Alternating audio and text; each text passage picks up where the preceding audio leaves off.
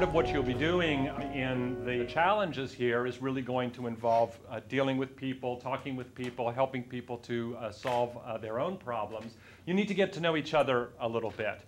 And this is a task with a purpose. Get to know each other, but the idea and what we'll ask you for at the end of this is to pick one other person from the group who you believe should be on the show. As the eldest son of a single mother, my mom was a single mother of three who, after being divorced, struggled for 5 years and eventually committed suicide. The struggle of being a single mother was considerable. So Renee, number 94, is my selection because I think that would add, it's always good to have a mom on your team, but I think it adds a perspective that is unique and is powerful, and also as a single mother has to organize and be able to balance and communicate with different personalities. I think that would be such an asset in what we're trying to achieve here. Actually, I am rather active on campus right now. I'm Vice President for the Feminist Majority Leadership Alliance. I believe that women have been disempowered for way too long, and I want to change that. I intend, after graduation, to start a nonprofit organization to help women go back to college, especially single mothers. Obviously, this is an issue close to my heart. I think people think I'm nice, sometimes too nice. I'm definitely nonviolent. I like to take a nonviolent stance, which isn't so good when someone's like attacking you, but it's one of those things. It's a matter of principle. I think that for me, I've made an effort to raise Megan so far, and hopefully as she grows up, to use intelligence, common sense, and kindness, and not to use violence for any kind of solution. Actually, I was looking online, and there's some crazy facts about health insurance. The National Coalition of Healthcare, and here it says that approximately 45 million Americans, or 15.6% of the population, were without health insurance coverage in 2003. Wow. That's a lot of people. This is a huge issue, you know. So I think that's what's so important, that, you know, after we help Caroline, we really have to think about the bigger picture. Yeah, because it's like, you know, in order for, you know, us to stay well, everybody else have to stay well. Yeah, that's you know, so it's like, even if it's just little stuff, or, you know, common doctor visits and stuff like that, all these people who don't have it need it just so we can stay healthy, our kids can stay healthy. Yeah. And it's more personal for me, more than anything, because growing up in the childhood that I grew up in, as far as both parents on drugs, and they never succeeded off getting off drugs. So I had a rough childhood, and I was homeless, you know, and stuff like that. And my sister, me and her always hung out together, and we got adopted when we were like 7, so we didn't start school till 7 years old. I got held back twice. Just all kind of stuff happened as a young child, growing up, not having things, you know, being poor and stuff like that, and having parents that, you know, was hard for them to change. And then my mom wound up dying. It's just like so much. But, you know, from that, I have got stronger, and like now I'm in school, you know, I made it by myself. You know, I'm working on my 2nd degree. You know, I finished my 1st one. I have a little boy, and I'm just determined to do opposite what my parents did, you know. And so my goal is really to tell people, like, it don't matter where you grew up at or how you grew up. It doesn't matter. You know, long as you have your own destiny you have to fulfill, you know. So that's always been my motto. I was talking to this one homeless guy, and I turned away and started crying because I was expressing to him that he had a daughter, and I kept telling him that even if your daughter just sees you for a moment, you know, it makes a difference no matter how your state is. And I told him, even though my dad was a mess, by me just seeing him a few times helped me, you know, to even know who he was, you know. And so, like, just anything that I know that they're dealing with. And so when he started talking about his daughter, and he's ashamed to see her and stuff, and I was like, it don't matter, because kids see past all that. And that's why I told him as a little girl, I seen past all that.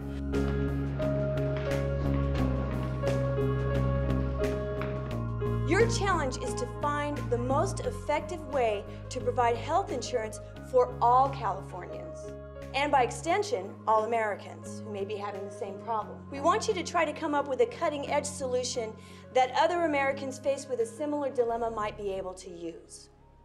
You have 2 weeks to complete this task. 2 weeks, that's all you get. Good luck. What I would do, and you're either really in favor of this or you're not, is do something similar to Great Britain and Canada, where you have universal access to health care. That's comprehensive health care. That's hospitalization, that's basic services, that's dental.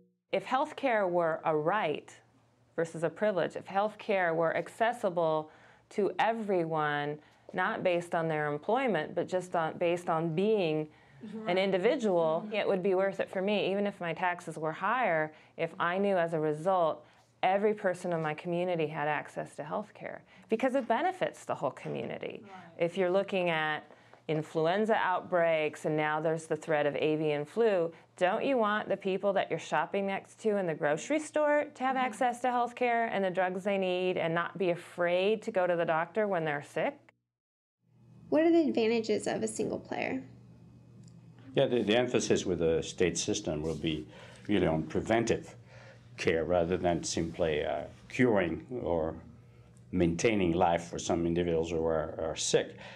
In some way, you could say that as far as the free market is concerned, when you have companies are for profit, they are not necessarily interested in the health of the population as a whole. They make money when people are sick. Well, I think we just have to take a look at reality.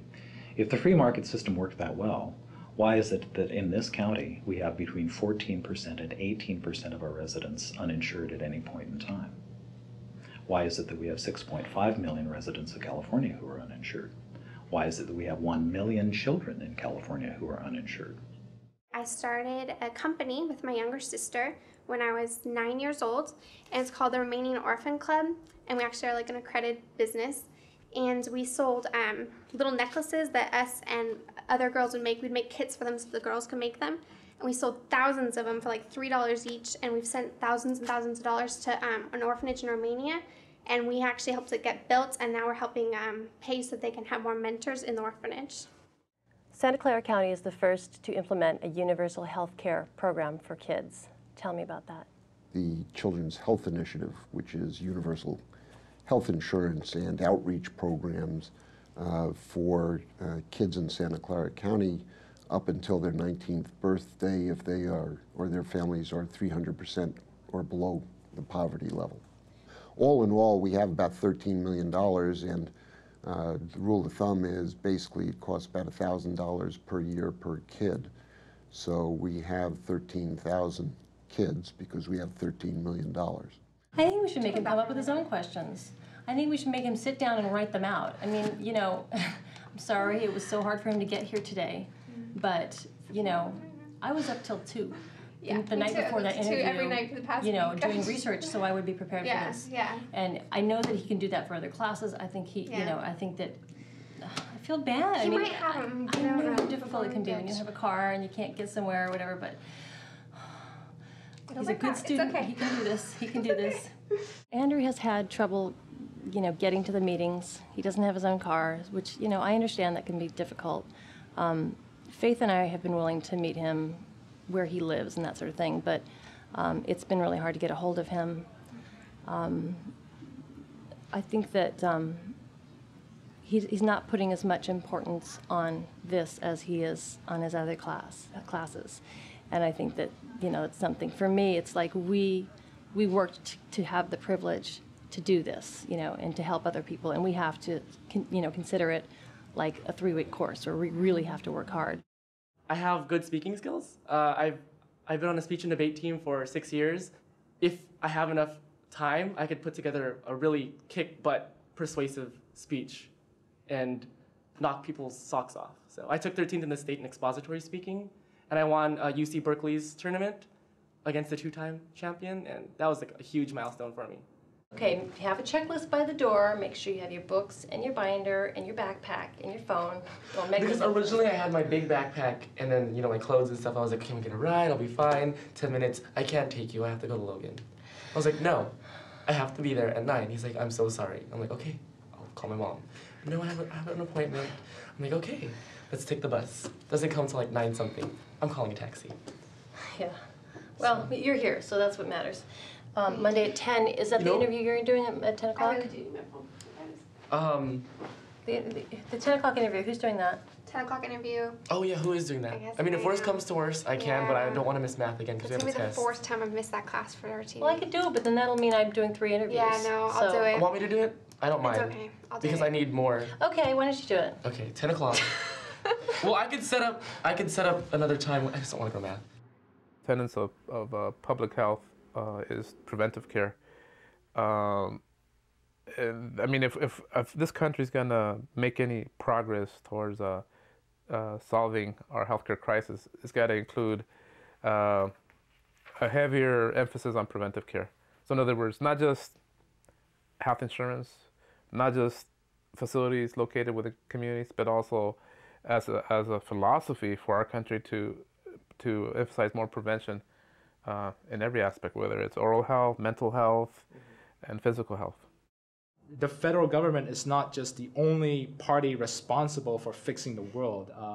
You, as the citizens of America, also need to step up and show that we're a country that cares for people. You can do that quick 1-minute thing to help alleviate some problems, but this is a long-term issue that needs to be solved. You can't just throw money at it. How do these plans compare with the ever so popular socialized healthcare system? For example, the one in Canada and Britain? Well, there are two flavors of socialized healthcare floating around. One is the Canadian model. I think the main thing that is wrong with the Canadian model is that it is based on fee-for-service payment for the doctors. That is, they get more money for doing more things, whether or not the patient really needs it. And then for hospitals, they pay each hospital a fixed annual budget and say, do what you can do within that budget. Now, the trouble with those methods of payment is they do not contain any incentive to improve efficiency. What we need is really an honest debate about what do we really want. I mean, where do we want to make our investments, our healthcare resources? Right now, we don't have any comprehensive or formal way to make those decisions. It's made on an ad hoc decision, on a patient-by-patient, doctor-by-doctor kind of decision. And as a nation, we're very uncomfortable with the idea of the government or anyone else making those decisions for us or for our loved ones. And if it's our family that's sick, we want absolutely everything for that family member, but we don't want to pay for that same level of care for absolutely everyone in the country. And so I think part of the challenge is having an honest discussion of what do we do and how much do we do and when do we say enough is enough. I think we're never going to get a handle on the cost argument or the cost issue until we have a more frank discussion about what are the limits of healthcare, where do we want to invest the resources, and what makes sense given that you can't do everything for everybody at all times. We definitely have a good plan. First off, we're going to address Caroline's issue, her specific issue about her problems. Clearly, her and her family are financially stressed, so imposing on any kind of expensive health plan wouldn't be right, and to frighten her with all these statistics about dangers would just create fear rather than awareness. To create a socialized healthcare plan similar to Canada and Britain's probably wouldn't work for us because as we spoke with all these people, they have different needs and wants. And it would be wrong to just impose a flat plan that says everybody gets this. Right. And then that accommodate Americans. Right. Exactly. So a plan that Alan brought up would be one similar to Wisconsin's and New Mexico that's also being proposed, where our tax dollars would go towards a government fund. Then rather than having this fund provide healthcare benefits to everybody, the fund gets distributed back to everybody in the form of credits. And you can then use these credits to buy the health insurance plan you think it's best.